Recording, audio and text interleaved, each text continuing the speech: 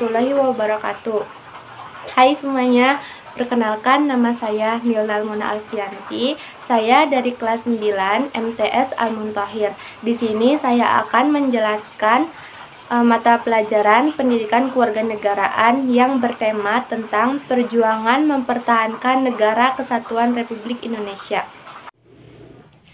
Sebelumnya, apa yang kalian ketahui tentang peristiwa perjuangan tersebut? Jadi, setelah Indonesia merdeka, Belanda kembali masuk ke Indonesia dengan mengatasnamakan penguasa yang sah, karena berhasil mengalahkan Jepang yang sebelumnya mengambil alih kekuasaan Hindia Belanda atau Indonesia dari Belanda.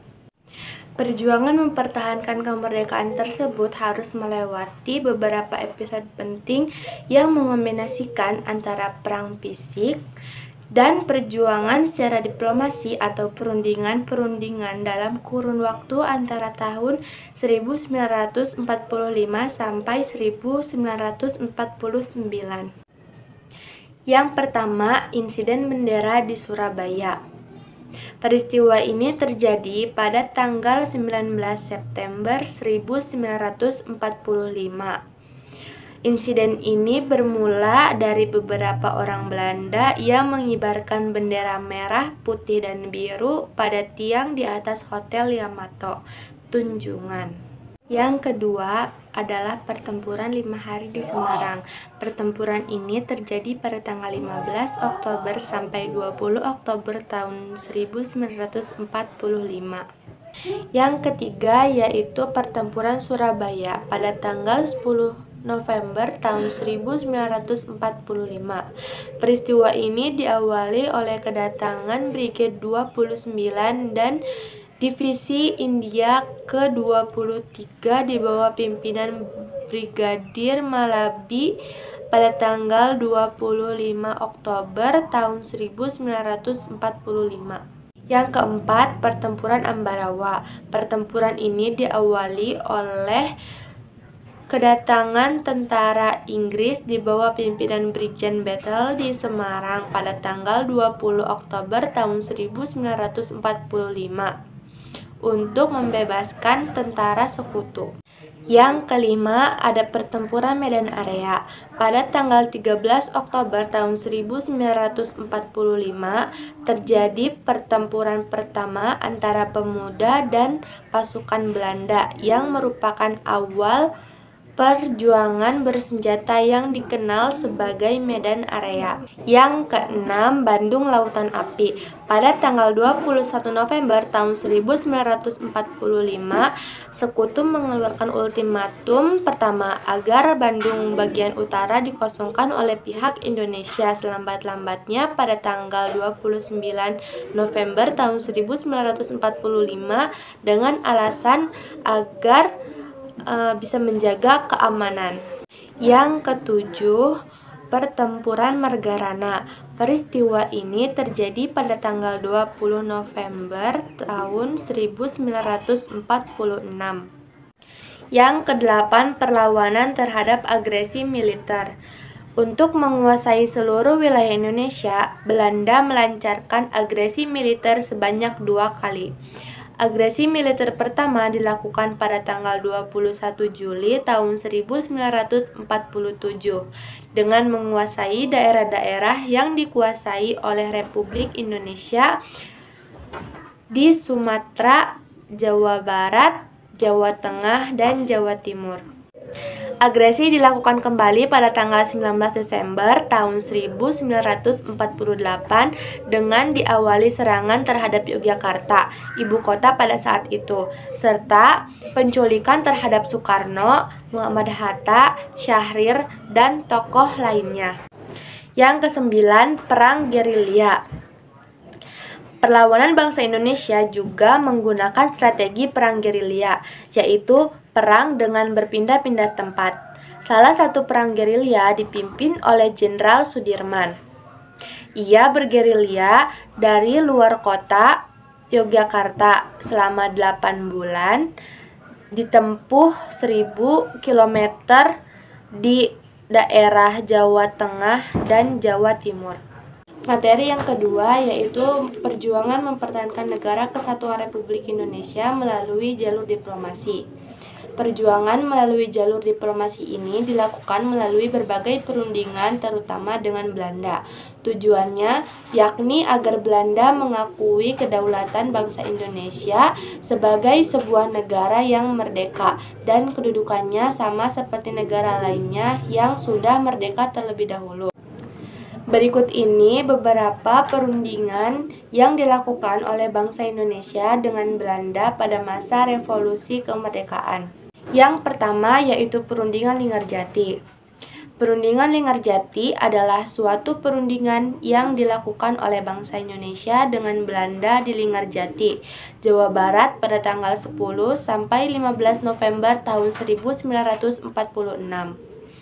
Indonesia diwakili oleh Sultan Syahrir, sedangkan Belanda diwakili oleh tim yang disebut Komisi Jenderal dan dipimpin oleh Wim Semmelhorn dengan anggota H.J. Van Mook. Dalam perundingan ini, delegasi Indonesia diketuai oleh Perdana Menteri yang bernama Amir Syafruddin. Dan Belanda menempatkan seorang warga Indonesia yang bernama Abdul Qadir Wijoyo Atmojo sebagai ketua delegasinya. Yang ketiga, Perundingan Rumroyen. Dalam perundingan ini, pihak Republik Indonesia tetap berpendirian bahwa pengembalian pemerintahan Republik Indonesia ke Yogyakarta merupakan kunci pembuka untuk perundingan selanjutnya. Sebaliknya, Belanda menuntut penghentian perang gerilya terhadap Republik Indonesia. Akhirnya, pada tanggal 7 Mei tahun 1949 berhasil dicapai persetujuan antara pihak Belanda dan pihak Indonesia. Yang keempat yaitu Konferensi Meja Bundar. Konferensi Meja Bundar ini berlangsung di Den Haag pada tanggal 23 Agustus sampai 2 November tahun 1949. Hasil konferensi tersebut yang paling utama adalah pengakuan dan penyerahan kedaulatan pemerintah Belanda kepada pemerintah Indonesia yang disepakati akan disusun dalam struktur ketatanegaraan yang berbentuk negara federal, yaitu Negara Republik Indonesia Serikat atau RIS. Materi yang ketiga yaitu ancaman terhadap Negara Kesatuan Republik Indonesia. Ancaman adalah setiap usaha dan kegiatan baik dari dalam negeri maupun dari luar negeri yang dinilai membahayakan kedaulatan negara, keutuhan wilayah negara, dan keselamatan segenap bangsa. Ancaman terdiri atas ancaman militer dan ancaman non-militer. Ancaman militer yaitu ancaman yang menggunakan kekuatan bersenjata yang terorganisasi serta dinilai mempunyai kemampuan yang membahayakan kedaulatan negara, keutuhan wilayah negara, dan keselamatan segenap bangsa. Ancaman militer dapat berbentuk agresi, pelanggaran wilayah, spionase, sabotase, aksi teror bersenjata, pemberontakan, dan perang saudara. Sedangkan ancaman non-militer yaitu ancaman yang tidak bersifat fisik serta bentuknya tidak terlihat seperti ancaman militer. Ancaman ini berbentuk ancaman terhadap ideologi, politik, ekonomi, sosial budaya, serta pertahanan keamanan. Ada juga ancaman dari dalam negeri dan dari luar negeri. Ancaman dari dalam negeri antara lain disintegrasi bangsa melalui gerakan separatis, keresahan sosial akibat kesenjangan ekonomi, dan pelanggaran hak asasi manusia. Upaya penggantian ideologi Pancasila, makar atau penggulingan pemerintahan yang sah, potensi konflik antar kelompok, melakukan KKN atau korupsi, kolusi, dan nepotisme. Dan yang terakhir penyalahgunaan narkoba, pornografi, porno aksi, pergaulan bebas, tawuran, dan lain-lain. Ancaman dari luar negeri antara lain yang pertama, ancaman terhadap ideologi. Ancaman terhadap ideologi merupakan ancaman terhadap dasar negara dan ideologi Pancasila, yaitu dengan masuknya ideologi lain seperti liberalisme, komunisme. Contohnya, sikap individualisme merupakan perwujudan liberalisme.